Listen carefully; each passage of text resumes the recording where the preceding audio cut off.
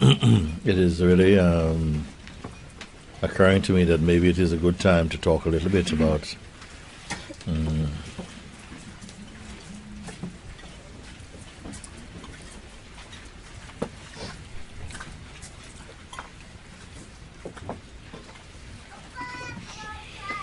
what my main intention or purpose of sharing Satsang is. And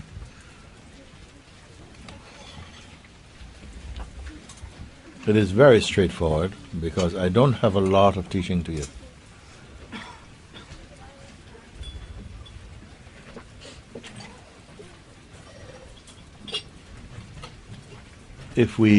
I remember once I gave an example, that one time I came out of the bath, not just shower, but in a bath tub, and having washed with a flannel and soap and everything, and washed off all of this, and now we pull the plug, and then all the water is draining out. And I was observing, because all the soapy residue and all the muck that comes off the body and so on, it's all in the tub. And everything in the tub is heading to the hole through which everything goes. And I'd pull the plug, and for a while I simply found myself observing the whole thing. And I saw that all the material was spread throughout on the surface of the water, and there's a movement. There's a gentle bobbing up and down of all the water. Hundreds of liters of water we use, but it's going like this. And I saw that at the furthest end away from the exit hole, things are bobbing down there. There's very little movement apart from up and down, and slowly everything is slowly moving towards the hole. Everything slowly. I had one of those things where the water didn't go. No, it took a little bit, and you see the water, and then a little bit closer, you can definitely sense that there's a bobbing up and down, but there was a movement, and it was going more towards the hole. And closer still, there was definitely a pull. You could see it. Everything is being pulled more. There's really a movement. And as you come right close to the hole, everything enters a swirl. And right there, they're not going anymore like this. They're into a swirl, and they're gone. Everything is gone. So it became a beautiful metaphor seeing for me that all this water represented the manifest world, or you can say the full expression of seeking for truth or life. And I saw that the beings who were furthest from the hole, all were in the water, all are subject to this magnetism, this pull to go through this hole. And this hole represents the entrance into the self. But the ones seem furthest away would be those whose minds are more involved in life, in the world, have aspirations for worldly things and so on. They're also in the pull, but they don't recognize it yet. They're just more up and down a little bit. And as it moves those closer to the hole, there's a movement.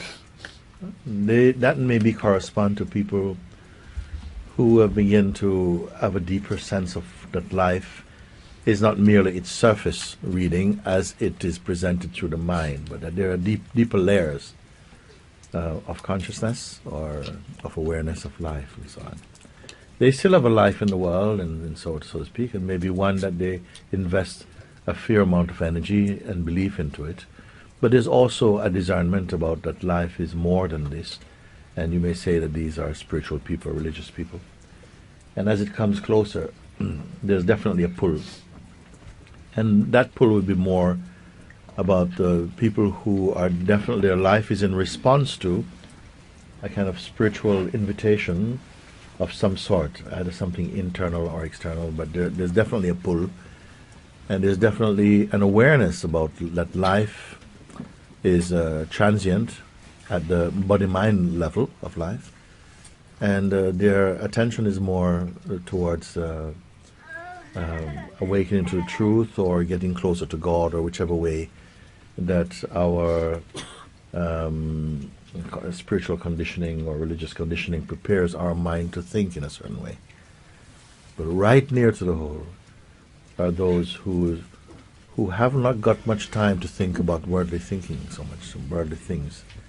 They are so caught now in that unavoidable pull, and their lives become dedicated to. But at the same time, there are beings who are like a big X over the whole. So who are they? I wonder who they are. They have somehow their lives are pulled towards this, but at the end there's a strong resistance to not go. Strong fears come. Oh my God, I'm going to disappear, and all that.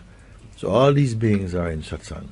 Particularly in my satsangs, there are going to be beings who have got a very distinct sense.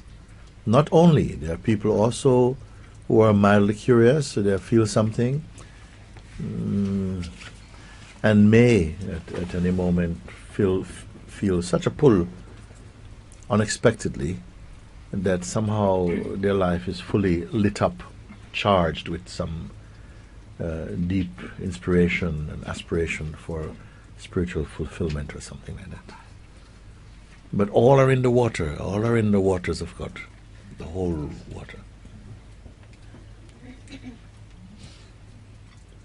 I'd have to liken the satsangs that are being presented here as for particularly potent for those who have a very clear pull to go home. Go home is not home. This home is not. It's not a house. This home is your heart. This home and heart is the same thing. And this place is not somewhere else. It simply means your truest self. Because throughout life we are experiencing very different stages of consciousness. When consciousness has adopted the human garment and the persona as its persona, as though that's what it is. So I say that the consciousness somehow painted a portrait of itself as a person and has invested all, not all, but much of its energy into this belief of personhood. But because it is expressed in a realm of impermanence, so many things are acting upon this notion of self. And so it has to go through all these stages, whereby first it's very deeply or very strongly identified with the body and bodily life. Its aspirations is only for things which are subject to time and change. So the life is not stable. And the stability of a person's life is mostly imagined. And that imagination sustain and provide the necessary impetus, the necessary motivation to continue or to perpetuate that paradigm of life. No? But for those whose minds are so much begin to experience, and not just imagine, but the life that I point to, the space, the beingness, the innerness that I point to, it has become a reality for them. They are not merely tourists there. They don't go there for day excursions. But they are living that,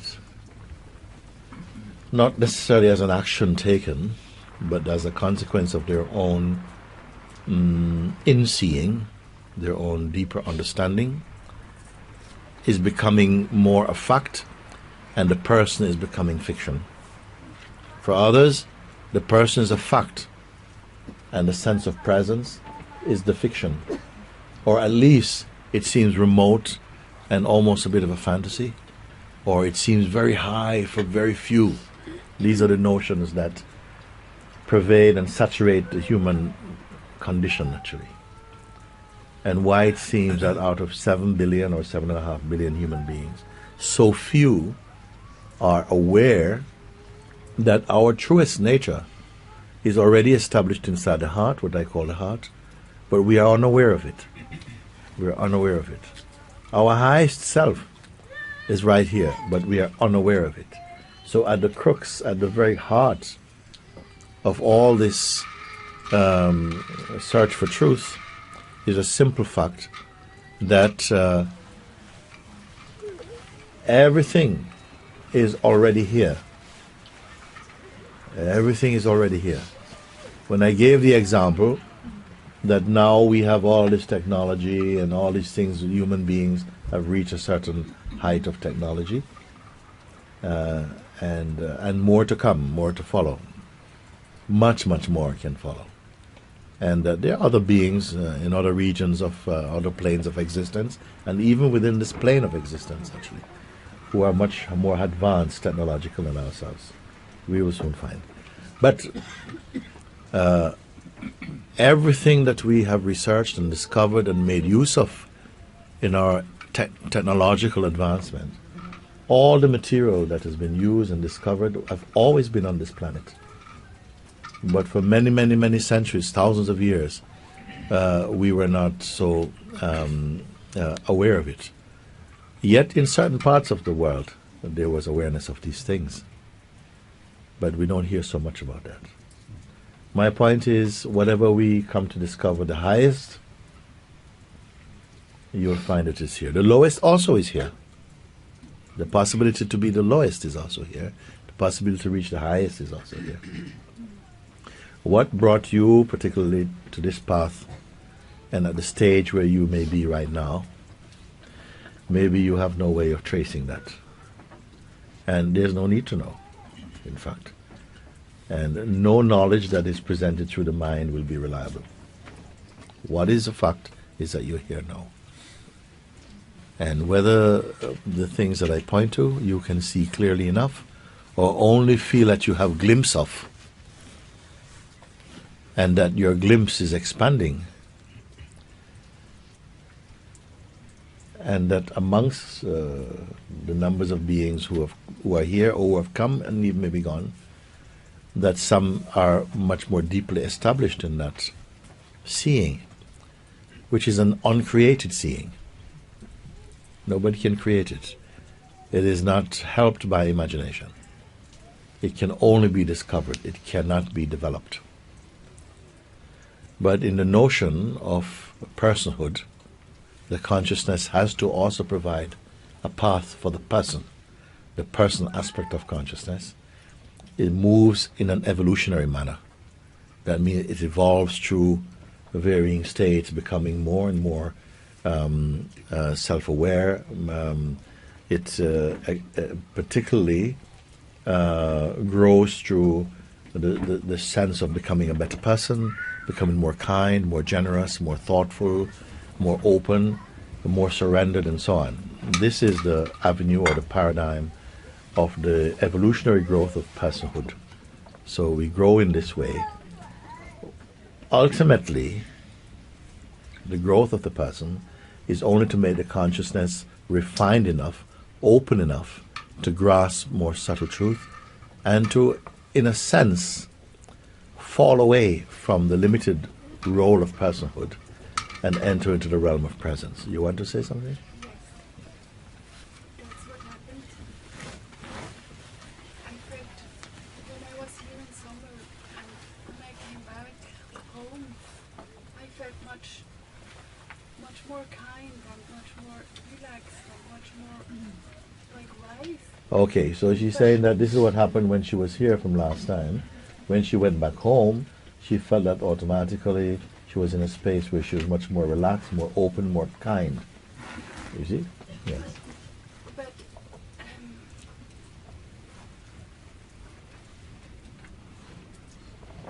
somehow it's still in the realm of good and bad, better and worse, and it's exhausting.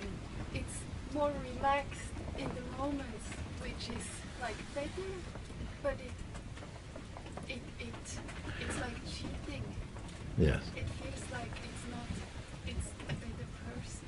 Yes. It's not true. Yes. So she says that although she felt that she had raised up in terms of becoming a better person, becoming more open, more relaxed, more kind, and so on, it came with a sort of a bit of a burden, like it was cheating in a sense, because it was still only the growth of a person, which ultimately is an illusory being. This is not taught in the world, in fact. The world cannot bear it. Not yet, because we have been so steeped, so immersed in personhood, that we have to evolve through the shape, the paradigm of personhood. And now it's too late to turn back for some people, or to go or to see the other expressions of consciousness, such as this very direct, non-dual seeing. And though it is readily available, the seeing, and so powerful in its impact, that you are not developing something, so you're not at the mercy of time. Instantly you can see. But what will take time, it will take time to be established in that seeing. Because although you may see something, and the impact of that seeing can take you out of hell instantly, but there will be a toing and froing for a while, and it will take time to gradually burn off the remnants of the personhood like this, no? It's like a temptation to go with the good person and to enjoy and to but it's not. It is good to be a good person also, because the two ways are not like two different planets. They are both modes of consciousness. The sense of the person is one of growing, evolving, becoming better, being a better person, and so on. It can also lead to a sense of pride, of arrogance, of being someone who saves others, and so on. But it leads to also good life. I mean, I would definitely encourage people to be more kind. And in fact, as you let's say, because there is a kind of evolving also, even in the non-dual path, of letting go or going beyond the whole paradigm of personhood. Because everyone has this personhood quality, whether you're Buddhist or Hindu or whatever. We still have been immersed in the conditioning that leaves us with a conviction that we are merely a person, that you are this body, and you are the conditioning that the body was subject to for a while, but not just for a while, throughout all our life. Unless you wake up, we are perpetuating the conditioning. You see, like this. So we need not be afraid, because whatever you have grasped through the non-dual pointing, the fruit of that understanding will be expressed in the dynamic expression of the self also. Because if people say, yes, I'm awake, I'm blah, blah, blah, blah, but in a daily life, you have no love for people, you have fear of them, we are very, very mean and full of judgments. It doesn't tally up. So what you realize because in the more inner realm, there's not much to show for it. It's not like you have any certificates or something, or people can see your actions in that way. And yet it has a tremendous impact, because there is in fact have a more deeper and truer impact. Some people may try to fake a kind of sense of holiness or so on, but in one who has really awakened to the truth, it is as though your form even takes on a kind of luminosity even. People who are spiritually sensitive recognize you, not because they don't recognize religion, they recognize there's an energy, there's a presence that makes them feel very, very peaceful, or that in such a presence, automatically their own spiritual consciousness is raised up without any effort. They find that their troublesome mind comes to rest in certain presence, a certain presence. This is the power, you see. Without doing, things get done and undone. This is the difference, you see. When you have very strong idea, identity as a person, we need tangible result, tangible things. One time in India, one man said he was on a train coming to Satsang, and he met another man, and they had a conversation on the train, and one man said to the one coming to Satsang, "Where are you off to?" Because he saw him reading this book. He says, "Oh, I'm going to Rishikesh to see one teacher there." "Oh, what sort of teacher?" "A spiritual teacher." Oh, okay. He says, "I am also myself. I'm a Christian and so on." I said, "Tell me something. Can your master make miracles?" You see. So he was kind of like testing. Can your master do miracles? So the man said, and he was expressing this in Satsang last year, I think it was. He said, "But miracles are a small thing.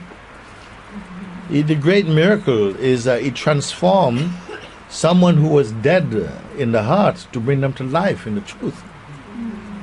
That is miraculous." He said, yes, but can he make things happen like this? He said, "You got the wrong picture also. That's fine, Lord, you can do this.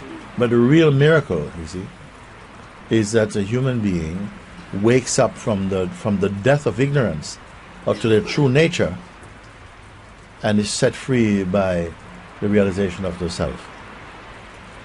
So we have different ways of measuring. Some people, their aspiration is to do miraculous things, or they believe in these things, and which is fine also. It's an expression of consciousness. So it takes a particular temperament and maturity to begin to feel that the profundity of the call to non-dual understanding. You see, for a while we can also be progressing in the evolutionary realm of becoming a better person, studying more, practicing more, becoming more skilled, more learned, and so on. But it doesn't necessarily mean you're free. Does not necessarily mean that you attain freedom, liberation, like that. You can also grow in pride. As is, followers of the non-dual path also can grow in pride. Their downfall is sometimes thinking that they've understood and that they've got something. But then in their daily expression, they are very clumsy about many things. And it gives it away, because as you awaken to the truth, automatically it blesses every aspect of your expression, is blessed by it. And you may be a very clumsy person from the beginning, but something begins to move in a new way, with more order, more grace, or something like that. You see, so there's ways in which life will test out whether your realization is complete or not, especially if you claim you have done it. You see. We talked a little bit this morning. Krishna was talking to me about something, about this sort of state of, certain states of mind come, and they feel so true. They feel like it's true. What's going on at the moment is true. And I have to come out. I want to come out of this. It's just so painful. I just want to get rid of it, And I said, sometimes we put too much importance on the physical disappearance of something that troubles you. It is enough that you use it to understand your true nature. And even if it hangs about for a while, it will not stay then. If you too much want to get rid of it, you're using inquiry like a painkiller, like this. And then as soon as it goes, I feel good. But the one who should go with it is the one who suffers it. Both the thing and the one who suffers it should go. But we keep the sufferer and try to get rid of the suffering. But the sufferer is not the ultimate state. And when we come to this point, when I say the one who says, I've been doing this for so long, I don't think I'm making any progress, or I thought I was doing very well, and I see that I've slipped all the way back, and so on, that is who speaks with this type of passion. And when I begin to say, but this identity is also not ultimate identity. It is still, it itself is also illusory. It is consciousness, but you have not, you are not free with this identity. And there, many people turn back. They say, I can't follow this. Because, when I'm with you, I feel like I'm not this. I feel like I'm in a state of just emptiness. It's really great. When I'm on my own, it comes back. And how can I get rid of this I, me, which is not quite a person anymore, but it's not quite the self. It's like a limbo self. But all spiritual people carry this spiritual ego. Is it possible to go beyond it? And if you are totally beyond it, do you speak differently? Do you speak without saying I or something? It's not at all like that. Even you may answer to someone who referred to you by your old name and your old ways. Something still takes care of that. But you are not in that internally. Something is completely changed about it.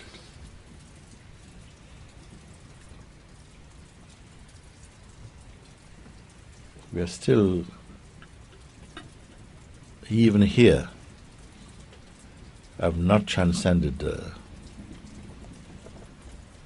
spell of egoic identity. It is still prevalent, it is still present. Maybe here and there we have a sense that, yes, I'm not this, or we speak and say we are not this, and we even have a conviction we are not that. But still carrying the carcass of the person somehow.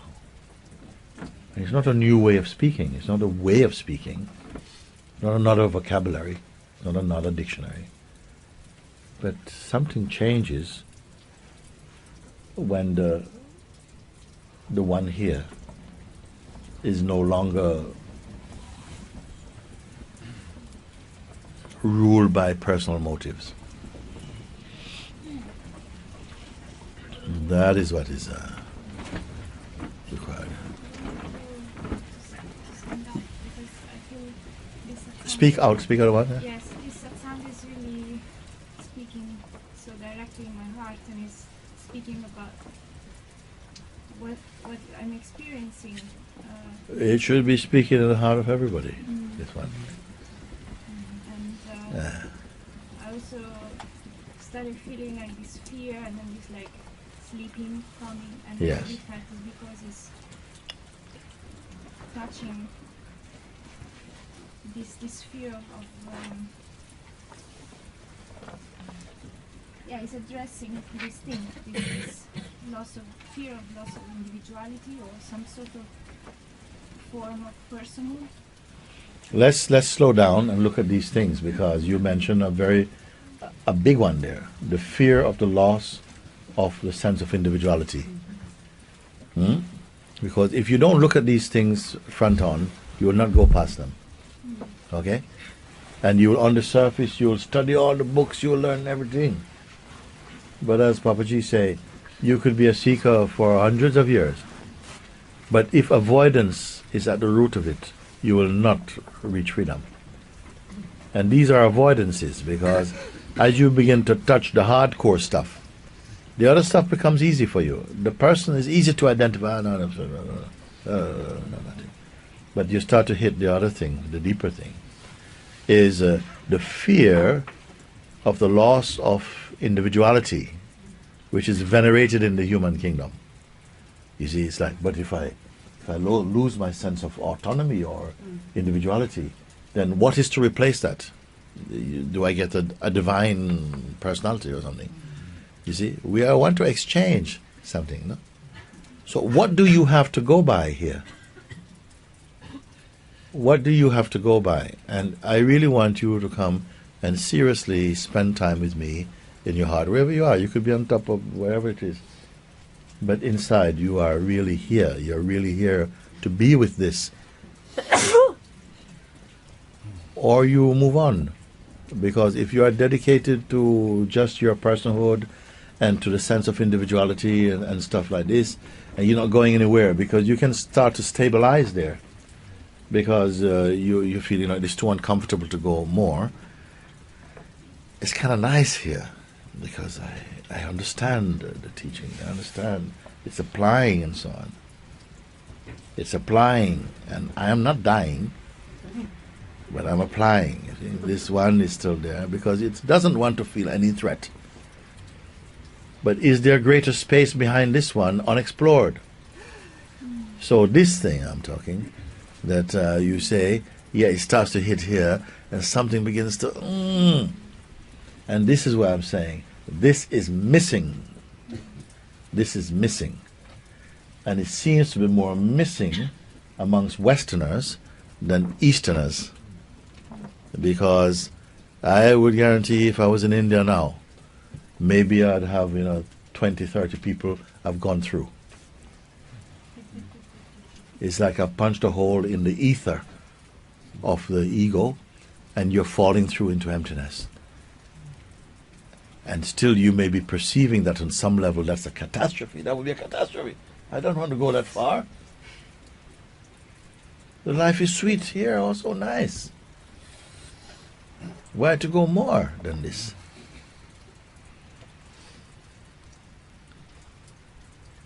I'm here to go all the way. Then start again every moment with me. Be fresh and move on, move in, move through. Because this thing I'm asking, and I'm sensing something is missing, you're holding back. And I don't want to spend time with you holding back. I am not here for this. I really actually want to speak about You must have had a sense. You must have a sense. Because you will not, because before you reach, the space is already prepared for you. It is already set for you. The table is set for you. But you're underneath it picking up crumbs. This fear you are not willing to be challenged about. And we are waiting to see, if there's another way around it or something. But all this big drama is only that which is created by your mind, not by the self. None of it is in the self. You are the self. But at the same time I can say, not yet. You are, but not yet. A paradox. It's like you win the lottery, but you have not claimed your money. I don't even say if you will win it. You mentioned, I don't want to shift from this point for a minute, you mentioned the sense of individuality, and that this state of individuality feels like it is something that has to be offered up. Who needs it anyway? You think God is waiting for your individuality? It's not God that needs, not the universe that needs it. It's you who need to give it up. And not even I will tell you something, how lenient, how kind has been your way with me. Because I have not even asked you to give it up. I just say, come deeper in. Not give it up. Leave it right where it is. But something is aware also of the sense of autonomy and individuality, the sense of the loss of it. So be always in the place of the perceiving of this. And you'll find that you're not choking. You see? But something wants to go into, the victim, but it might be a trick, and I'm not ready. I'm not ready, I'm not steady, and I'm definitely not go. So what happened then? Because the choice need not be dramatic, it can be very subtle, but nevertheless it's a choice still. Many times, your choice only needs to be subtle. Nobody needs to hear about it, not even you.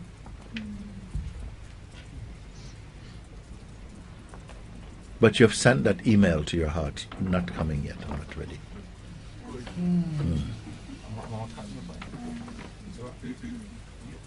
With what you did in the last Satsang, you're busted something, and I'm burning down. The energy's going up the spine, crumbling and so on.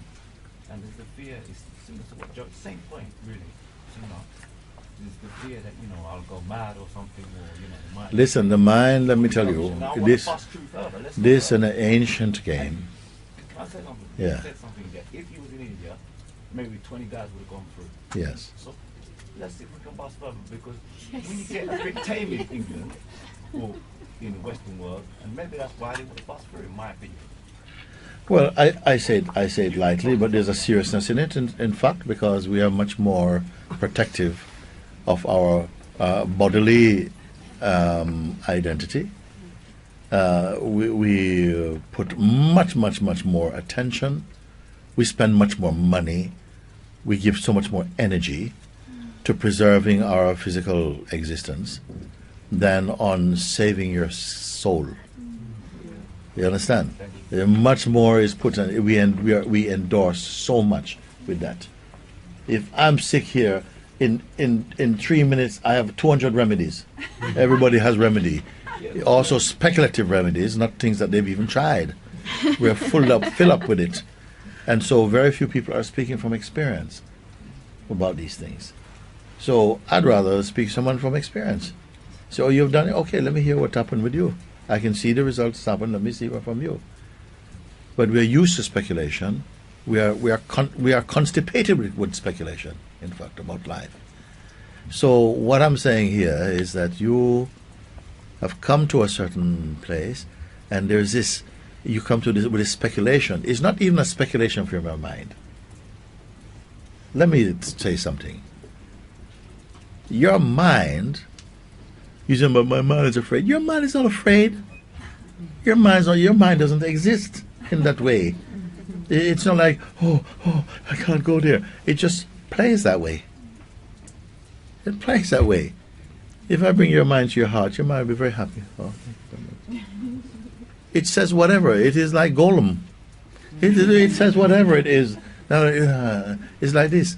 And you fight fiercely to protect this identity. And what do you have to go? What do you have to parry that? What do you have to reassure you that going beyond this touching on identity and the threats to identity or to individuality is a good thing? What do you have on the other side? Just to stay with the awareness. That's the only thing I had to protect myself. Yes, but have you experienced enough to say, yes, you must? I mean, why would you be looking at a teaching or a pointing that's pointing you beyond anything that you've experienced and be attracted to it? What would have given you this confidence? Well, certain, the disappearance of myself and that. You have experienced it. Yeah. Yes. And the knowing peace and freedom and lack of fear that was there. Yeah. And knowing that I've been around. When you were established or you are in the full experience of no mind, no person state, okay, were you afraid of the sense of the loss of individuality?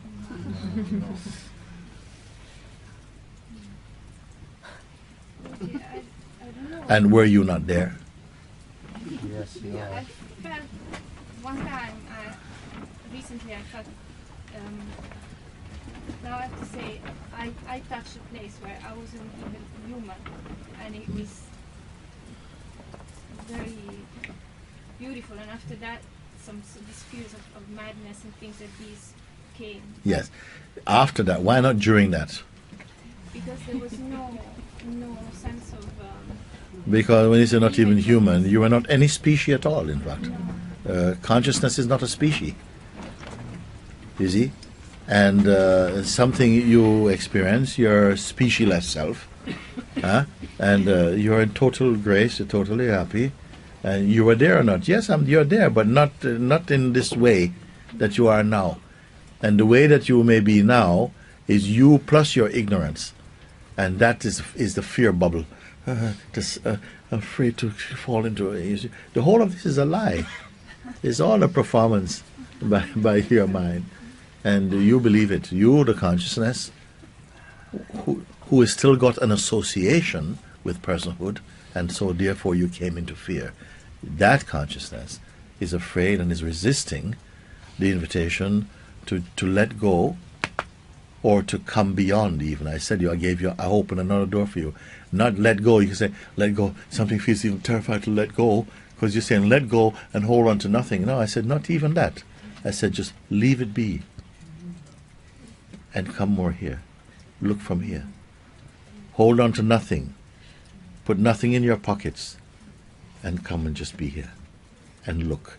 And see if you are deficient. If you are lacking anything. And even this you won't do. Even this you will not do. Why? Because it's easy to slip back into the whole regime. Because it's clothes you wore before. You're used to it. It's good. You can dance in your clothes, I think. You can be something. Is that all that's at play? It doesn't feel easy to go back. Yeah. It doesn't feel easy, because my life wasn't kind of not easy for a while. Really not easy, like. Yes. Actually, Not like anyone who is sensible will know that your personal life is not easy. Even if you have enough money, all the money in the world does not give you a contented life, or maybe easy, depending on how people may express easy, meaning you can get what you want. But that is not a guarantee of happiness. no, man wants to go forward. When you speak like this and you say this about the Indian guys, it makes me feel ashamed. And It is true. I think shame is a very appropriate feeling. Shame is an appropriate feeling, because what? You're saying that there are other beings who are far more intelligent than you towards the truth. Because we are so protective. I, me, and mine. I am my favorite person. I am my favorite person. So something in this feels very threatened, of course, like that. And at least begin to see what comes up when you really begin to look. If you feel that, yes, I can feel something, this fear of the loss of self-preservation as a person, or as an individual, let me look at it. Let's look at it. It's in my awareness. It's in my awareness. As I've heard it, something begins to scan and look, and I feel, it is felt now, that that is, yes, it's a sense, but right now, who am I? Am I an individual here? What does it mean, individual or not individual? Individual, not individual. Does that make any difference to the perceiving of it? No. Then you can see like that. And then like this, you find that, because when you tackle your fear, you'll feel your breath will change. You'll feel, and you'll watch this and find it softening up and leaving. And you're at a new place. A new place. You see? And that fear, that intensity will again have subsided. You keep looking, not running, just looking. You see, if you're not willing to challenge your old notions, which are not even yours, they're hand-me-downs. We have inherited from generations of ignorant people also. Our parents are ignorant, our doctors and professionals, they're all ignorant about this truth. Don't think because they've gone before that they were wise. They're stupid. And we are stupid also. Because, and I don't say that in a sort of just a derogatory way, it is just truthful enough to say we are stupid. We are stupid if we are living in a notion of ourselves which brings suffering upon our lives and those around us. We are holding on to identities which is deeply selfish and suspicious and full of judgments. And we are uncomfortable with life. We are uncomfortable with death. We are uncomfortable with so many things. And still proud. I mean, the whole thing is a massive joke. And yet, when an alternative is offered, we are kind of, I don't know if I can trust you. Well, you can't trust anything at all. Who can trust you? You're saying, well, I don't know if I can trust you, but who can trust you? When your words are yes today and no tomorrow and maybe the next day, and you have no control over your projections. And this is what somehow is creating, like, it's made me stand up, because over the past month, even the people I've been working with, I see this instability, and I can't trust myself even. We are very comfortable to live with the limitations in ourselves. Why? Because everybody else is limited. If you were in a field of very awakened, enlightened beings, you would not be willing to be limited. You would feel ashamed to bring your ego and present it as though it is something of importance. You see, but because it's common currency, and nobody will go, ooh, it's a bit of a funny ego. Nobody does that, so we carry on. It's like this. This is why I say that there is a difference energetically in different cultures in the world. I have 3 or 4 people, 5 people in India sharing satsangs, and in the West, I think 2. I'm not in a hurry to send people out. They have to be scanned. They have to be really tried out.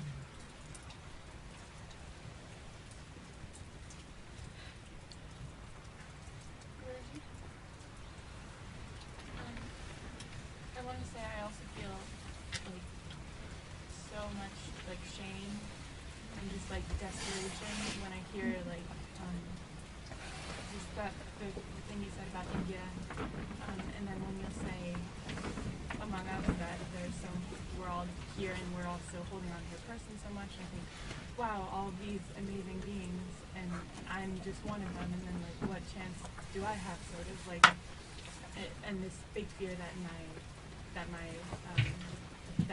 not being afraid to hold on to my identity will stop me from finding myself. Yes, I like this in a way, because you've heard. No.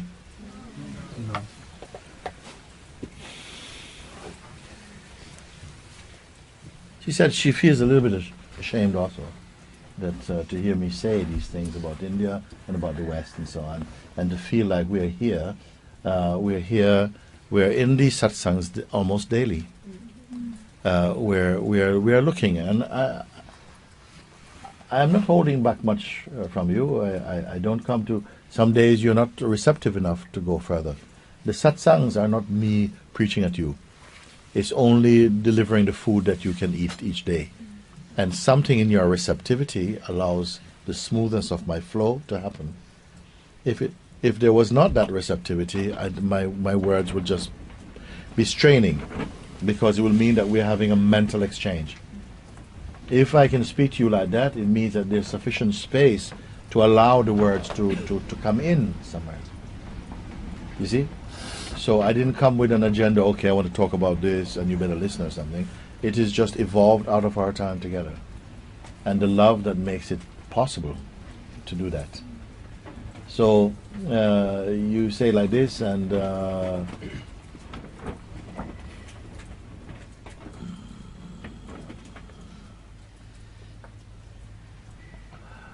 you feel like you're amongst all these amazing beings, and maybe you are one who is not waking up. If you want to be amazing beings, you have to drop the whole lot. You see, at varying times, I might say to people here, sometimes I feel the people are quite evolved in terms of beings, become more intuitive. We have people who are calling in sometimes to Montessage, and they need help. They're like SOS, and I cannot take all these calls. So I started electing people to say, you take these calls.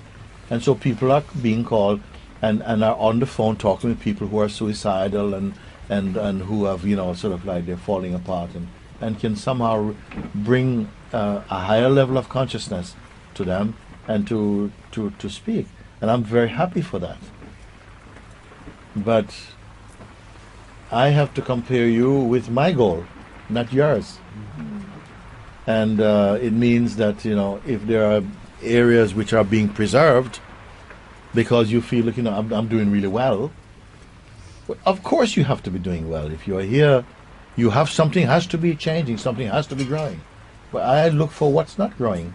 I look for where there's still pockets of, resistance, and say, I can see why, there is still this drain in you, this hemorrhaging of energy, because you are still investing that energy in something that's wrong, and it's eating up your energy. In fact, it's not that you're benefiting from it.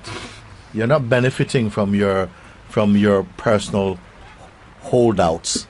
We can see that you look tired and like this. So many indications, and the invitation is don't stop here, don't go to sleep here. You see. At the same time, I don't want anyone to go the other way, which is to start feeling over guilty. Just be guilty enough to make it work for you. Okay? Don't be no, I'm no good, I'm no good. No, but be ashamed enough to say, you know what?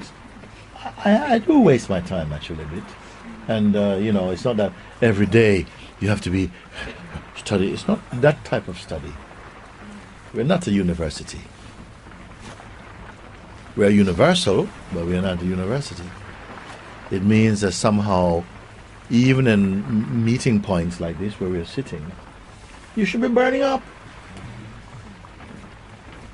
Because something of what it is, you look and you begin, something is scanning inside to find those areas that need just to be brought in. It's not that everyone is suffering from 10 things or something. You're not. Sometimes it's 2 or 3 little things that we give life to it, and they keep the energy feeling a bit lethargic and a bit tired, and listen to this voice that you've heard so many times, that just you hold back. You see, it's not that anyone has got so many things. No, nothing is wrong with you actually. Just that we are giving attention to some things that is not in service to your freedom and your truth. That's all. And as soon as something feels open enough, and sometimes through these kind of conversations, something just feels, you know what, I'm really here for all the way. And it has to be more than an emotional expression. It has to be something like, thank you for this, because I do see where I slack off, or I give too much energy to this, or I could be much more kind in my way of moving with each other, and that is something that is part of this or something. But most of all, to follow my pointing and to see immediately where it leads and be in the place where it leads, because that is the most direct, and keep confirming over and over again, you see, because in a short time you can bring any state of mind which is chaotic or turbulent, you can bring it back into this place and totally bring it home to peace. Are you exercising this power in yourself, you see? Because I really don't want to be, just talking about, and sometimes my mind is so tiring, it's so tiring. We have to move on from that. That bus is left. Guruji, in my case, I see it like, or a feeling like there is no way back, because since I met you, it will be when you go to India in 2 years. I first discovered you. My life changes completely since that time, and it changes very beautifully. And as more and as deeper I'm with you, as better I can go to the place to observe, and to let, how you said before, to let it be. Yes. Let things be. And sometimes person acts out but it's not. It's different. It's a short time. It has not. This guy has not the power anymore of. This is very good, but don't be content. What means don't? It's very good. Don't kind of leave it there only. Don't No, be content. I want to get scanned. I can give you everything. Well, I'm not the here to indication you gave me just now is that when I go, why should you go? Why should you go away to have to return in the first place? Even this notion that you come and go is not true. Your verification should be that which is and what I am is the same. It's not a belief. You should see it enough that it is just clear. You didn't make it. You're not making up a belief. You're simply confirming that. But this is where what comes and goes is the idea I keep holding on to as myself, which belongs to the mind and comes and goes. Like my attention, that comes and goes. And attention being one of your intimate powers, along with the power to observe and to identify, that when they move, they go with the name I. So wherever the attention goes, usually you call it your experience, and we give it, I am not present at the moment. I'm all over the place, meaning my attention is all over the place. But what you forget is that there's something which is evidently observing that the attention is moving all over the place. That which is aware that the attention is moving all over the place, is that moving all over the place? No. You see this, and the more you sit with this, because it's a beautiful realization. It is a beautiful realization because you realize, but that does not move. And who is seeing that it does not move? Who is seeing that it does not move? Is that one moving, coming in and out, and says it does not move? For a while it will seem like this, because we still have an identity as a seeker who, when I make effort, I can go and stay there, but I seem to come out very easily. But I said, for me now, these are all notions. At a certain point, it's just notions. It's just nothing. You see, you don't give any belief. It is not the thing you say, but how much belief there is in it. It's not the thing that arises, but how much importance you give it, that gives the creates the impact it will have for you. This is why one thing, the thing is just a thing. Like I said, we're watching a football match. It is just what it is. But you have 100 commentators giving 100 different versions of it. Which version is true? No version is true. Because a version is not the match. The match is the match. The rest is just interpretation. Who sees the match as the match? Only the one who is empty. I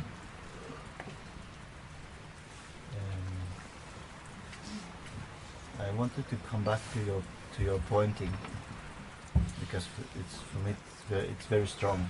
I feel it very strong. And what you said about punching a hole through the universe in a sense, that we can pass through and come back to here. Or let's say. Yes, it's an instant thing. It's an instant thing. Yes. You see. So. Because the minute, if it's not instant, then you find there's somebody doing it. Yes. It must instantly show you something. You see, I say just I punch a hole through the ether of your consciousness, and you fall out. You fall through it as total emptiness. At a certain point, I don't have to give these examples. You just know instantly, but whatever your mind is jumping to, it's nothing. You're able just to leave it. Because it has a way of convincing you that leaving it is going to cost you dearly. But when you see and are the self you are, then these things, those voices fade like incense smoke in the wind. They fade. I feel like letting go, and now when you say it again, I feel that it's like I'm letting go. Yeah, but you know what is more important? Yeah. You must have a clear sense of who you are saying this. Because if you retain the sense of personhood, you cannot let go. The nature of the person is that it's clingy and fearful. It has to hold on to something. So when you say, I'm letting it go, all you need to know is that if you are awareness, you don't have to let anything go. You don't possess anything to let things go. So the whole idea of letting something go, you need somehow to be associating with the consciousness and the sense of some kind of entity that lets go and holds on to something. But this, I have to keep I don't get tired of saying this. I don't get tired of saying this because it is always, it's pregnant with God force. Because, you know, for so long we're immersed into ignorance. So if I have your attention, I'm not going to get tired of telling you this.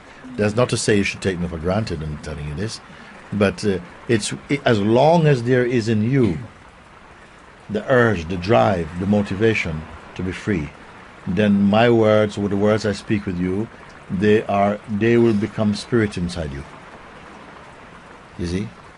And as I said a day or so ago, when you really hear and accept my words in your heart, they will get rid of the words in your head. Isn't it? When you hear the words I'm speaking, what they're pointing to inside your heart, they will burn the words in your head. Because the mind is thinking many things, about what if and so on. But it's doing it with your scholarship, because you are somehow still believing that your mind is so valuable in this region. The mind is fine for practical life. It's good to learn how to cook something or whatever. You need mind for this, to appreciate the beauty of life and so on. The mind is there for that. But in the region about knowing who you are, yourself and so on, he's a beast. He's not going to help you. He can only give you some notions. You should not have to go to the mind to find your identity. But nevertheless, we will start there. So, can you help me see what how do I get rid of the mind? You don't need to get rid of the mind. You need to stop associating with mind. If you can see the mind or anything else that you see, you must know it is only momentary. It is only coming and going. When it comes, what tends to happen is some things come and you like their color, and so you start to pay more attention to them. Like we say, if you imagine you're standing on the platform at the train station, and the trains come, they stop, doors open, people get on, off, doors close, they go. And you are just observing. The train of thoughts come, stops, doors open, says come in, you're still here, they close, they go. And you feel fine, I can do this all day. But then a train comes and all your friends are there. Say, hey, come. You go, okay. And boom, boom, you're off. This is the train of that, your attention goes off. But what you are does not go off. If you know this, then you can board any train you want. It will not trouble you. I hear what you're saying, and I also see that there's a lot of fluidity in thoughts and emotions, but somehow the idea I am this body seems to be far more constant or something, or I am Remco. It doesn't come and go so much, it's almost continuous, like it's stitched together somehow. Yes. I find it more difficult to... Yes. Then you must go to look at what observes that. What knows that? What perceives that the body itself and the bodily association seems much more consistent. Something more consistent than the body must see, that the body seems to be taking up a lot of gigabytes of attention. Something is there. That is seen in your awareness, which loses nothing to know that. It's subtle. It doesn't matter how much you may think the body is so, how can I be free of my bodily? No, just say, but you are aware of it. You are aware of it. You who are aware of it. You cannot be the same as the thing you're aware of. There's sufficient space always to perceive or to be aware of something. At first it may seem experientially, but there's no gap, there's no space. But what perceives that there's no gap even? You see, you're feeling that those words leave no space. But I say, but no, there's an awareness that it leaves no gap. But it must be a certain enough gap to be aware of it. And then somehow you start your contemplation in that little space, and it will begin to expand. And you will see, wait a minute, even that is not true. Even that is not true. The sense that I cannot leave my body simply reminds me I'm it. Is that true, though? Because if you were living on an island and there's nobody else there, you might forget you're a man. Because you have no one to exercise that relationship with that reminds you you're a man. There was a time when I feel like I've lost about 3 to 5 years of my life. I have no account for it. I've looked over and said, what happened there? Because I was not working. I was not going out with friends, not doing things. So basically time vanished. And I have no recollection of what happened in that time. I say that time, even my aging during that time, all that, nothing happened about it. Because I was not living in the realm whereby time was an important factor. If you are not used to relating with the thing that is the relationship that reminds you of the role you are playing. And you may be surprised that if you could be wired up and tested, you probably realize that you remember yourself as a man or as your body far less than you think. Because your mind has to come back at least to dip itself into emptiness in order to perpetuate talking even. Every now and again you have to land in emptiness and something come out again, land in emptiness and land in emptiness. It's not a stream flying all the time like this. But we forget that because no value is given to that. It's not useful for anything in the world, so we don't give any value to it. At a certain point, things will be the other way around. Presently, we find that we are, in the state of personhood most of the day, and then occasionally you drop into non-personhood. You drop into the self. And whoa, it's so amazing. But first stage is different. First stage, their regular life is always the self. And occasionally they drop into personhood. They remember, okay, that's what. And it's finished. It's only a blip. And those two states are potentials within you. But it's really possible, Guruji, to feel that vast all the time? To feel that vast? Yes, that vast is not only when it's not separate from you. If it is separate from you, you'll be tired because you will still remain after the experience to be a measurer or a perceiver of the vastness. You and the vastness is the same thing. I and the vastness is the same thing. I have a body my bodily existence does not mean I am not the self. My body does not mean I am not formless. You understand?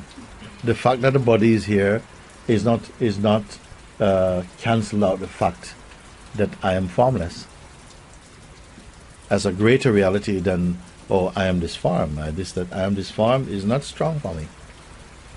And yet it is appreciated. It is here. It also allows me to be with you in this way, and we can speak and enjoy, and I can enjoy ice cream and things like this and whatever I want to do. You see? I would like to expose that something wants to escape to sleep sometimes when there is self-inquiry. Sleep is another excuse from the mind. It's another mode it can go into in order to avoid hearing what you have to hear. Many times when we do also, sometimes we will do some guided meditation. Within 1 minute, within half a minute, I say just sit quietly, close your eyes. Some people, boom. You see them even. They're like in some... I said, what is that? Much more dynamic than when they're sleeping. They're into... What is that? It's nothing. It's just the mind is assuming something just to switch off, basically. Don't listen to him. Don't listen to him.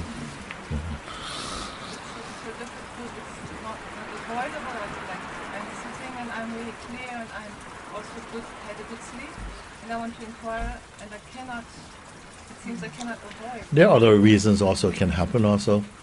It can happen also, yes. I usually, if I see people like this, I tell them, come and sit on the stage with me and sleep. Something about this, going to sleep thing. Like, I was once in my caravan and I wanted to watch a movie, like a non-dual Satsang. And sleep was coming. And I saw I couldn't keep the attention focused. And then I said, okay, let's try something else. Let's see if I'm really that tired. And I put on Another thing. I put on a sex video.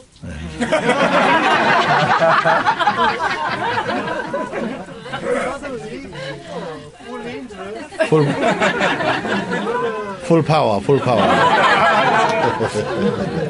And I changed back to the non-dual. Yeah.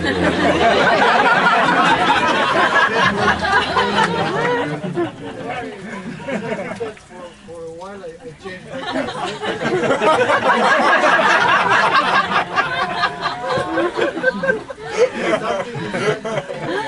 said, oh, look at you, like, so you're not... So are you saying that non-dual videos are kind of contraceptive, basically?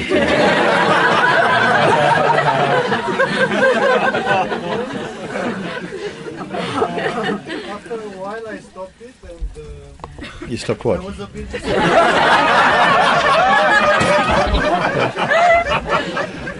I went outside the caravan. Oh, okay. And I was a bit disappointed in this lack of interest towards non-dual because It is but then okay. It just hit me. I watched the whole thing. When I went off, I was actually on. I didn't go off. Just my interest and my dynamic consciousness was dim, but I was on the whole time. Oh, very good. I was not on. I am the onness itself. There's not I am on. As you are now. As you are now?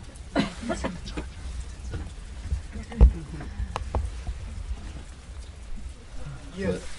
Because the onness never becomes offness. And so, any report of a time may be used as an illustration. It is fine, but if it is deeply to be reminded of a moment of no mind, then this is why I ask you: is it like this also now? Your question when you say, is it possible to really be, to kind of like to be in contact or one with the vastness all the time, not by effort, not by exercise. You simply come into that realization, that recognition, that is the ultimate truth. You are that. It's not a belief.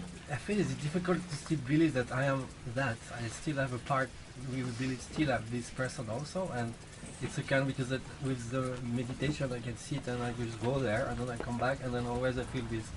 Again I'm with, and I learned so much to do it like this that I realized that even I carried a lot of pride about, and I feel always superior with other people because I can do that, and I made it as a muppet, as a little skill I have over other people, and now with your presence I realize that it's not a joke, it's actually something which is present in me, and I can have all the time. It's not even I can have all the time, but I have to learn that I am that. It's not just a little trick I'm doing when I sit, but it's who I am. And it's so profound, and I don't know what to say now. Yes, because you're from there. Whatever arises as life is met completely spontaneously. You are not afraid to move in life because you don't have to prepare anything at all, any more than life has to prepare for something. Out of its own power, it means it's fresh. It is fresh. It comes completely spontaneously, intuitively, automatically, like this. To the extent that if you ever start to try and prepare for something, you start to feel clumsy. because that preparedness is coming from your person. The person is afraid they may not get it right. The self has no such concerns at all. It meets everything in this openness like that.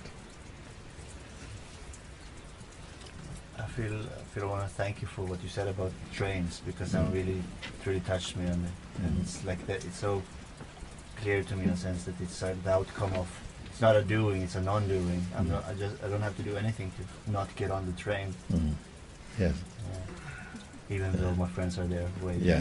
So the pull, as it creates its own activity, the pull to, because some association, it wakes up, it brings an arousal inside to because the mind has certain things that it is trained to get excited about. So the minute it sees the friends, it's like, so all the things that they represent fun, they represent love, they represent, sort of like acceptance, they represent, sort of like, being in the right place and so on. And it starts to produce all these juices immediately, you see. And so that creates the resistance to try and stop that may feel weaker. You might just say, no, I go with that. But as you stay and you keep observing, you see that all these things, it's not that the friends have that power, it's that your mind has created that association, and it is from your mind that has created the attraction for that. What was your mind to it? You see? Yeah. I wanted to say that, like, in my experience, my person became so extremely clumsy over the last few days. Yeah. I felt so ridiculous in every word I said, in every movement I made. Like, oh my God, where can I go? And then this morning I felt like I have to keep quiet in every way now, because it's too much clumsiness. And then I felt like the train passed. So Yeah. You see, this is what I told you, because we met, And I asked her, how are you doing? I feel like, she said to me actually, she said, I've been here for 2 months now. I didn't know you 2 months. I'm here for 2 months now, and I don't think I'm growing. Nothing's changing for me. We went down in Triangle. She said, nothing's changing for me. I said, wow, really? I said, 2 months. She says, only when my day off, when I'm sitting in a swinging chair, okay, I can kind of be the self. But if I do anything at all, I'm gone. I am not able to do something and stay as myself. You see? So therefore the self was definitely a doing. That I've got to kind of be the self. Don't talk to me, don't talk to me. I want to be yourself. See? So somebody throw you a carrot and somehow, oh my God. Somehow I've lost myself again. See like this, no? So I said, no, something is going to change. We had a talk, something's going to change. And since then, what has happened is now that your person, it's not functioning properly. You see? Because for a while you were okay in your person, you could, and your person was feeling like that. Your person was feeling unsuccessful in your, in this, if it's growing and so on. And now, basically, a light is shone on it, and it's become clumsy. You should be happy about this actually. It's just clumsy. You just say, oh my God, it's so clumsy. And some people start to realize everything I say is a lie. and stupid. Everything I do is stupid. Everything. I said, okay, just relax. Don't get personal about it. Don't take. Don't identify so much. But you're seeing something. And that seeing is going to create something very powerful in you, because you are not going to be able to stand your person anymore. And when you're not able to stand your person, then a countdown has begun for it. And something had to change. Something has to. When you can tolerate your person, then somehow it's there and you identify with it.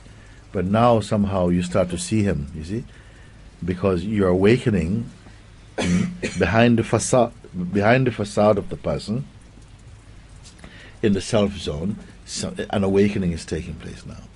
And now the juice, the energy that was required to keep the person going is not going there. It's staying in the self. It's being conserved in the self. So the person has become floppy. You see? It's kind of like, and you're aware of him. You see? You're aware. This is so good.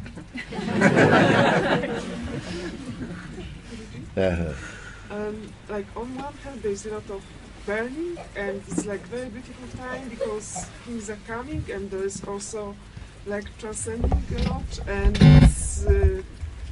it's expanding, it's beautiful, but there are just moments that I really like sleep in the person, give attention to it, and just that's what's happening. And I see the, as you say, holding back and being defensive and all this starts.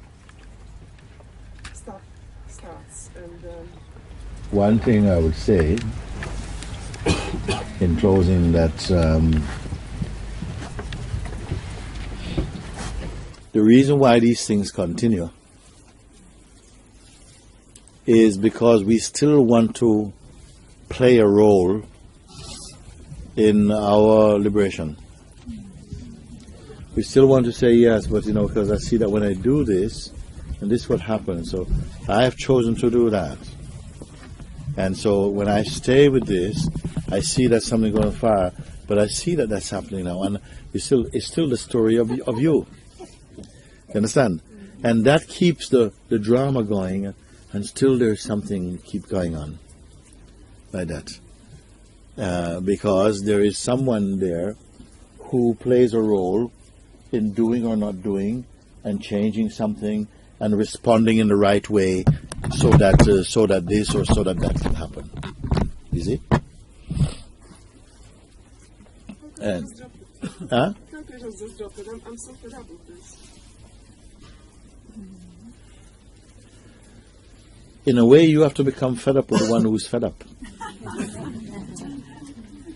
which needs a little contemplation. You see? Because we stop there. The one who's fed up. I'm really tired of the ego.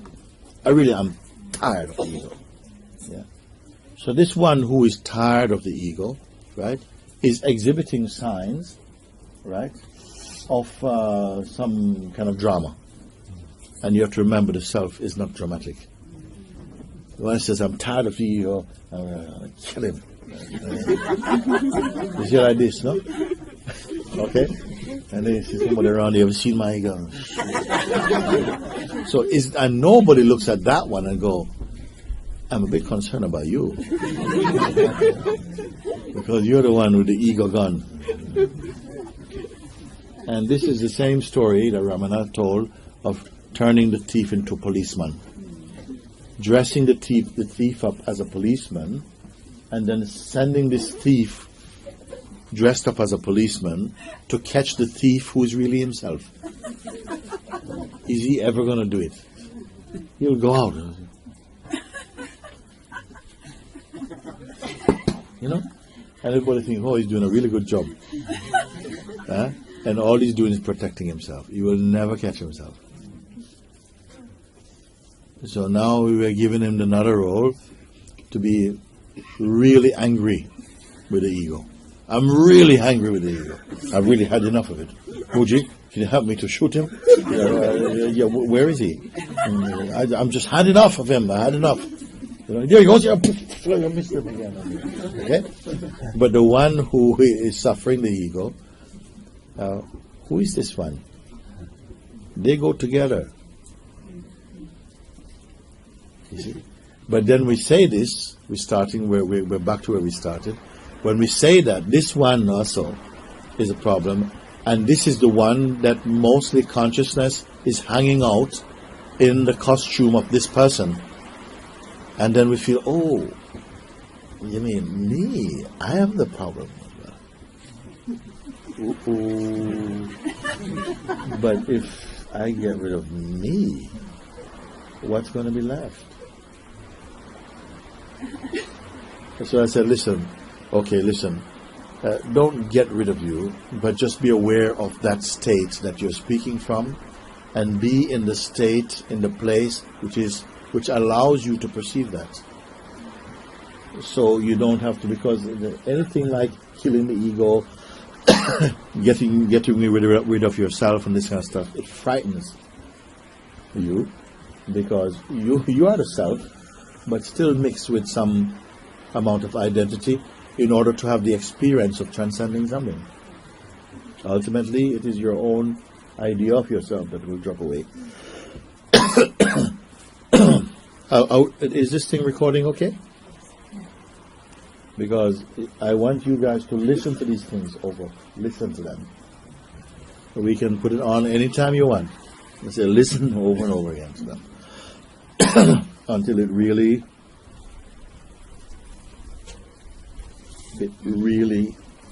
brings you back to your sense that, but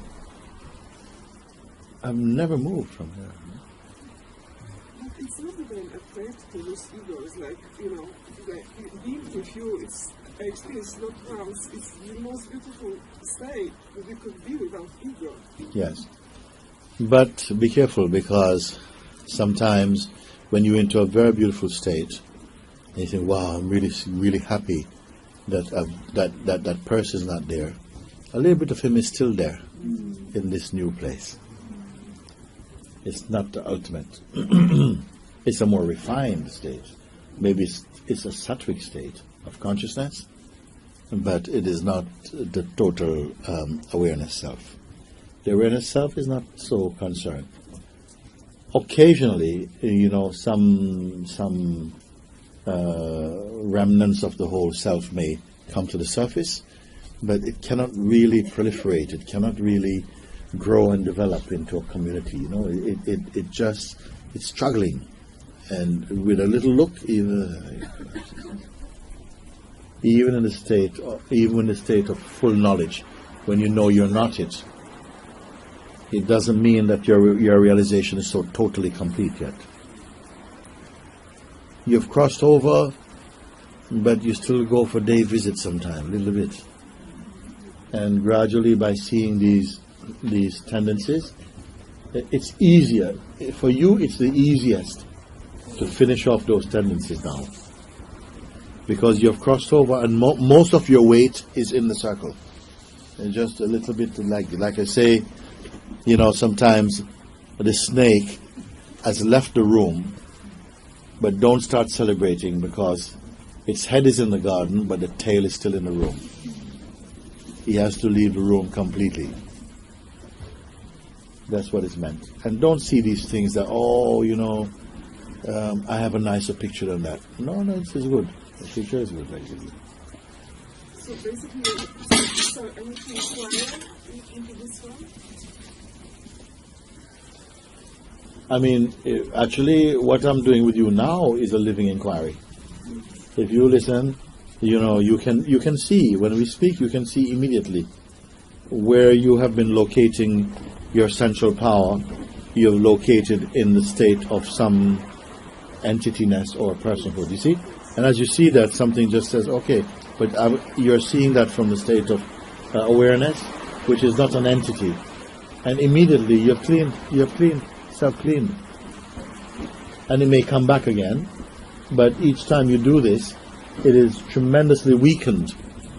And at a certain point, it's like if the weeds keep coming and you keep pulling them up. They keep coming, we keep pulling them up. But at some point, you exhaust their energy so much, they don't come anymore. This is what, and Satsang is this. The whole environment of Satsang is a weeding. You have to be able to prune yourself. Sometimes the man is present, cut him. Keep your secretaries with you. Cut him out. Then at a certain time, I'm not saying turn yourself into a bonsai. I don't want to make it. I believe in bonsais.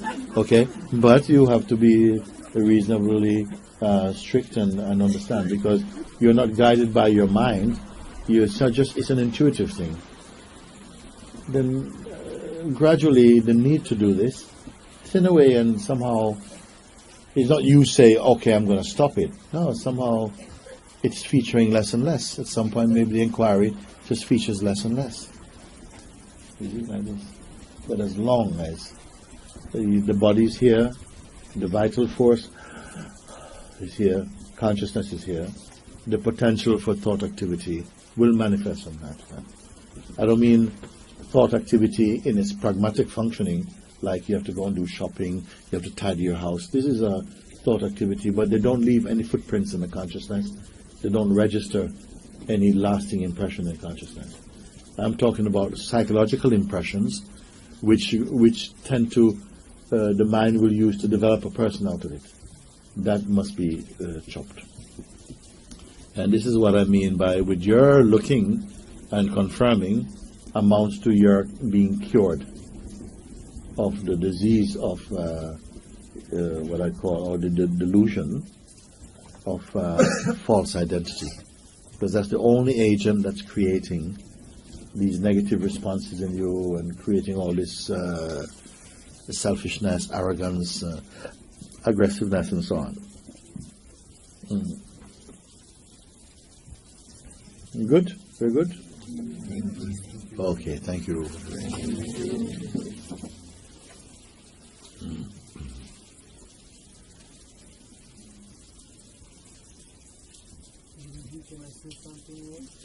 Just one thing before you say this. So just to recap, in the dynamic life, sometimes the people who are, students of non-dual pointing tend to be very dismissive of the dynamic life, the life of relativity, and so on. You don't need to be dismissive of that, because they cannot be experienced without duality. In fact, it's not a mistake. It's very much a part of the totality, the part of its functioning, of its manifestation. Don't make the mistake of it's nothing else. No, you only know that it is momentary, that it is impermanent. It's divine impermanence, and enjoy it, because it is also a very powerful field. It's true, and it is invigorated and sustained by consciousness that wants to display this.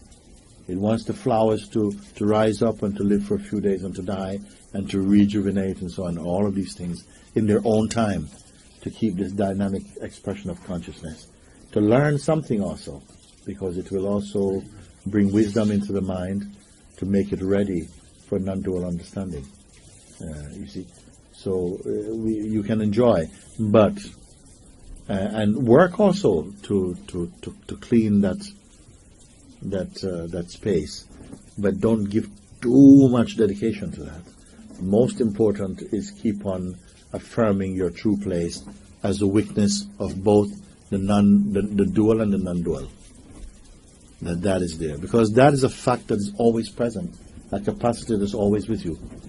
It is your unchanging, and it is foolish to spend time into the region of the ever-changeful and not know the unchanging. It is our greatness, our power is in recognizing and being one with the unchanging. Then you may move in the field of the changing with greater beauty, in fact, because you don't want to manipulate which is by nature is in perfect harmony. The changeable is also in harmony. It is also following its own laws, and also an aspect of our manifestation in the body is also dual. This body is a time body. The mind is a time mind, but your inmost being is timeless. We must know that beyond just mere superficial or intellectual study or conviction. You see, it just becomes clear, and you may understand some things in a flash, but it may take time for it to really get assimilated into the consciousness where it is so totally one, where the knowing and the being are one. That may take time to do. So,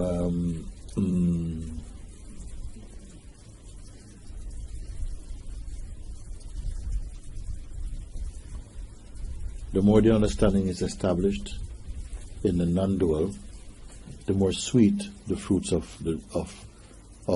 duality will be, in fact. But you'll not be attached to them, you see, in the same way. Yeah. Thank you so much.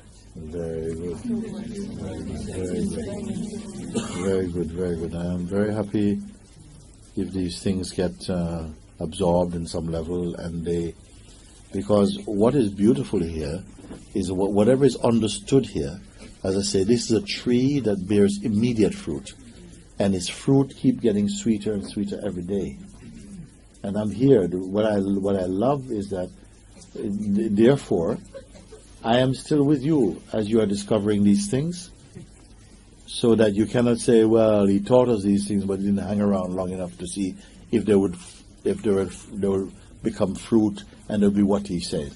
So you can see that as you follow, the change is happening immediately, and the fruit is this Satchidananda. The fruit is the fragrance of peace and joy and the emerging love, the silence in yourself. That is the fruit. That is the fragrance of the self, in fact.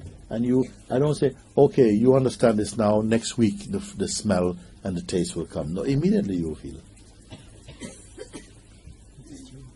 Immediately you see it.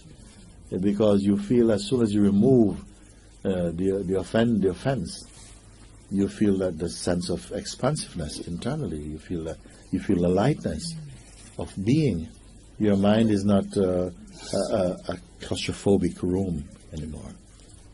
And you know that you're in the most natural realm, natural space. It's not built upon belief systems and things that keep changing in front of you, So then whatever is changeful, you can relax. It's okay, because I'm not commanding the changeful to be unchanging. No, let the changeful change. I am the unchanging. I don't need something else to be unchanging. The changing emerge from the unchanging. And the unchanging is immanent in the changing, but is never contaminated by it.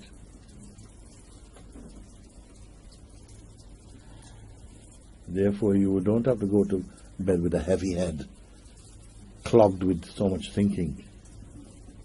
That and even if there was thinking, even if suppose there was a movement where there's a lot of thoughts in your mind, do you know you can still be totally at peace? If you don't get involved in them, somehow it's just the activity, something is behaving like that. Mooji, some months ago you say that, I don't remember my question in the time, but I try to don't pay attention, but I don't pay attention from the person. Yes. And now I don't know if I like this what you say, if I marinate in my personhood or... Not in personhood, not in personhood. Yeah, I don't know where I am. Yeah. You know you are, though. You cannot deny. You know that you are. You know you exist, isn't it? So that's the most important. Where is secondary. You know that you exist. And from that existence you can perceive every other thing.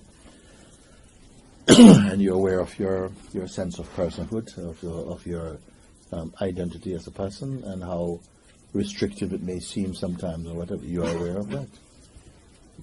You see? So sometimes you would have to recreate the context in which an advice is given, you see, to see that, it is not just a question and answer. Sometimes I'm not just answering a question, I'm answering the state of the questioner. So it's not necessarily that, so that is the answer to that question. Sometimes it is just what is perceived in you, and say, follow this bit for a bit. So and then if you don't understand at that moment, say, I'm sorry, but I don't get it.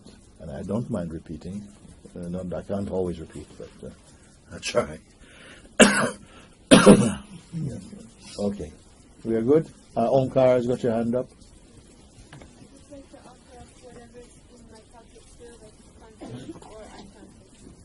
Yes. She says she wants to offer up what is in her pockets, consciously or unconsciously, whatever is in the pocket being kept, in that way. Because sometimes we absorb impressions that we're not conscious of them. So I like that she says both what is conscious and unconscious. Like there. Yes. And also the pocket.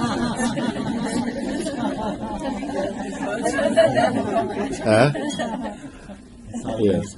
Yes, yes. You just, It's good. Yes? The offer up the offerer also. You say, yes, Ramana say, you must surrender the surrenderer also. You see? Yeah. Just, I see this, the only thing that steals a bit, some energy is this knower, and this kind of, like, the one who got it, and the one who kind of, there's this certain pride there, and it kind of wants to rise up in something. Then you say the only thing that remains that perhaps could be a cause for concern is the sense of the knower and the sense of the one who's got it. And that gives rise to a little sense of a bit of pride sometimes. So obviously it's the pride that is giving some trouble. So what is the best cure for it is drop the whole idea of the one who's got it. Don't get it, because if you think you've got it, you remain as somebody who has got it, and that's what's causing the trouble. You see, these subtle things, they have a way of just subtly creeping in, and next thing you know, you may have the feeling, yeah, I think I got it. I really know this. I really understand, and you don't see that the claim necessitates being an entity who's got something. And that is what's creating the pride, the arrogance, and the doubt also. So give up this idea of getting it, because you are aware of the sense of getting it, of being somebody who has got it. Because otherwise, there would not be pride. Is it? When I try to, whatever trying to convince, especially you, because you are my first communion, I see that you already know. So whatever is trying to convince you of something is already confirming a certain doubt inside of you. Yeah. And I see when something creeps up, like some doubt or judgment, and sometimes it's full power, I die for truth right now, which I could say even now, this thing. But then if something creeps up, a certain judgment, then I see this is also inconsistent. So it's only that which knows that is unchanging. And it's myself, it's not something else. It knows that everything's unchanging, but it only tends to know it as an experience when it has to convey that as a thought. By itself, it doesn't know anything. It's not concerned with knowing anything. It doesn't go, oh yes, but I know nothing exists. It doesn't even say that. Any more than space is saying something. Space is never saying, look, I'm so spacious. It never feels, oh, I'm so spacious. So if it feels that way, then the space has suddenly become an ego and say, I'm more spacious than the wind or something. So the very fact that it can be perceived, that there's a sense that, whenever I try to kind of, to convince, you can catch it earlier than the second step, than the third step. You can catch them before even the first step. You can see that something is moving in this way, just leave it and just remain quiet and let it quietly just dissolve away and hold no notion of, because it's still a kind of measurement. You want to measure that, look, I got it, and I got it on June the 14th, or I got it on. You see that these are so subtle, and because we are so accustomed to language and to concepts, then these things continue to feel like they can be authentic measuring points for assessing the consciousness. But you just throw the whole thing into the fire. Don't be anything. Don't even be nothing. You see? Don't be something and don't be nothing. That is the best. Thank you very much. I really feel like every time we sit with you, really guiding us to just, I don't know, there's no descriptions. Thank you so much. Even when you're not sitting with us, you're guiding us. Mm. Even when you're not sitting with us, you're guiding us. This is true, Yeah. in fact. She said, even when you're not sitting with us, you are guiding us, you say. And I feel like I'm plugged in to you, and you're doing everything. yes. When your plug is plugged into the mains, even if the radio is turned off, it's okay. Because the minute you turn it on, you don't have to plug it in. Already plug in. And in the same way, all I would say, don't get comfortable with kind of like knowing. It has to be completed, knowing and being, I would say. Okay, we can be comfortable with knowing. You think you're knowing. Like some people, we read a lot, and it feels like the fact that they read it means they know it. But then it does come to prove, or to test you, then you realize that actually, yes, I have a certain understanding of it, but in the application, it is denied somehow, because my person doesn't like this and doesn't like that. It's exhibiting a lot more bias than my intellect. The person in functioning is exhibiting much more bias, much more preferences and idiosyncrasies than when I'm simply just understanding from an intellectual place, you see. So just keep on having the attitude of just being total, and you find that it becomes easier and joyful to keep giving up yourself. Because the more you give up yourself, the more you become yourself in some funny way. Okay, thank you everybody. Thank you.